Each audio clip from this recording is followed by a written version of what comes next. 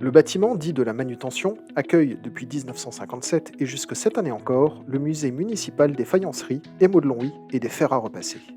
Ce bâtiment imposant, muni de contreforts massifs, accueillait à l'origine une boulangerie militaire essentielle pour l'approvisionnement de la garnison en pain. Des caves voûtées en sous-sol permettaient d'y stocker de grands volumes d'eau, alors qu'au premier étage, deux grandes salles dotées de puits et de fours permettaient la cuisson des pains. Un grenier d'un seul tenant couvre l'intégralité de l'emprise foncière au sol et permettait quant à lui de stocker les grains et farines. Il s'agit encore aujourd'hui de l'un des lieux de culture les plus importants de Longwy et l'histoire de ce musée remonte au XIXe siècle. Le premier musée municipal de Longwy a existé de 1888 à 1914. Il est placé, à l'époque, sous la direction du professeur de dessin de collège et directeur de l'école municipale, dont les compétences l'indiquaient naturellement pour cet emploi.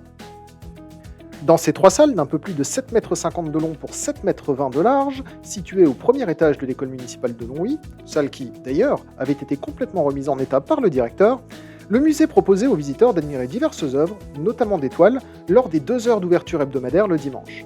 Malheureusement, ce premier musée municipal connaîtra sa fin en 1914.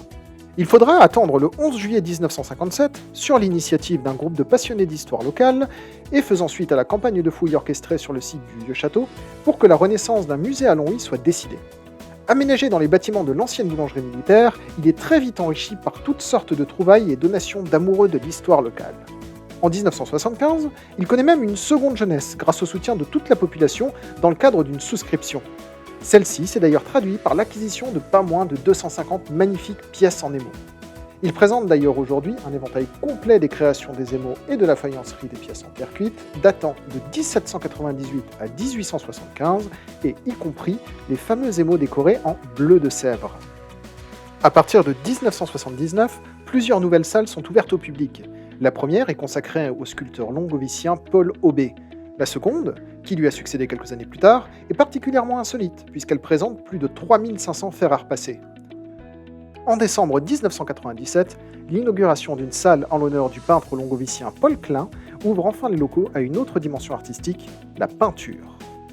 L'ancienne salle des fours, qui a d'ailleurs été magnifiquement préservée, est quant à elle dédiée à l'exposition d'une magnifique collection de tacs de cheminée. Aujourd'hui, l'exiguïté des locaux et surtout les complexités techniques liées à l'accessibilité, à la sécurité et à l'accueil ne confortent pas l'idée d'une pérennité des collections dans ce lieu. La municipalité a donc décidé de faire l'acquisition de l'ancienne Banque de France, un très beau bâtiment situé sur la place Leclerc à Longwy-Bas, pour y porter sur près de 3500 m², un projet muséographique, culturel, touristique et artisanal. Ce projet porte sur le transfert des collections municipales et le développement de la thématique de la faïencerie. De même, un espace permanent d'exposition, de conférences et de promotion des 5 faïenceries partenaires feront de ce projet un pilier de la mise en valeur du patrimoine longovicien.